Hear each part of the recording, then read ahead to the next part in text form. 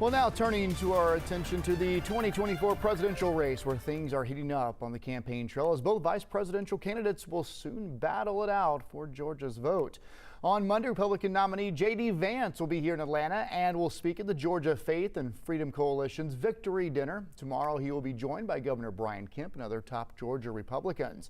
Then on Tuesday, Democratic VP nominee Governor Tim Walz will head from Macon to Atlanta for some events. Right now, information for those are still limited, but don't worry, 11Alive crews will be at those campaign events for both candidates this week, bringing you all of the highlights. Joining me now, Kristen Welker from NBC's Meet the Press. Good morning, Kristen. We know you're talking with Republican VP candidate J.D. Vance today. He'll be in Atlanta tomorrow campaigning. How is he feeling about the race after the presidential debate earlier this week? Well, he and former President Trump have been defiant. They believe Trump had a strong showing.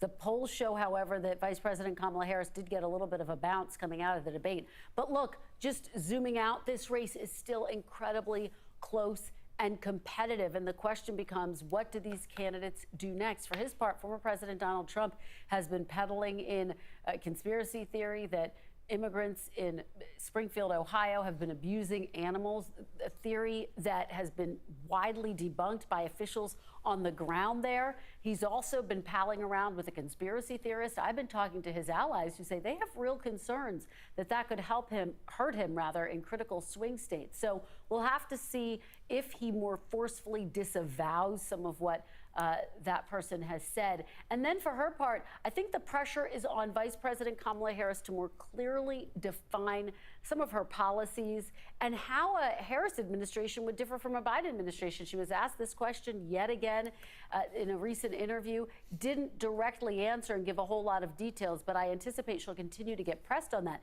And then, Cody, one of my outstanding questions is, will there be a second debate? Donald Trump has said no, and yet he cracked the door open just a tiny bit for the possibility that that could happen. So we'll have to wait and see how it all unfolds. And Kristen, speaking of that debate, following it was one of the biggest headlines of the week, the endorsement the world had been waiting on. Of course, Taylor Swift endorsing Kamala Harris. How are celebrities going to influence this election? Of course, there's not many out there bigger than Taylor Swift. You're right. She is one of the biggest names on earth right now, so you would have to anticipate it will have some impact. How much of an impact, though? Look, I think she could help energize younger voters, get them signed up to vote, get them going to the polls. I think the question for Kamala Harris is she's actually trailing behind where Joe Biden was at this point when it comes to younger voters.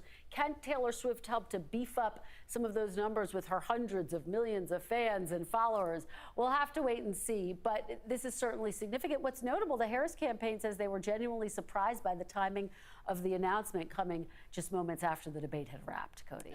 And Kristen, quickly, we know the next debate is going to be the presidential debate on October 1st. How is J.D. Vance going to be preparing versus how Governor Tim Walz here is preparing?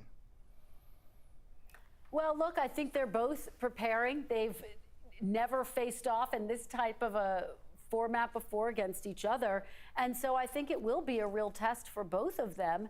They're obviously very different when it comes to their policies and perspectives, and they've both signaled they're taking this very seriously, because if you think about it, Cody, if there is no second presidential debate, they could have the last word. Cody. A lot at stake. Kristen, thank you so much for your time this morning. Don't forget, Meet the Press airs right here at 10 after 11 Alive Weekend Morning News.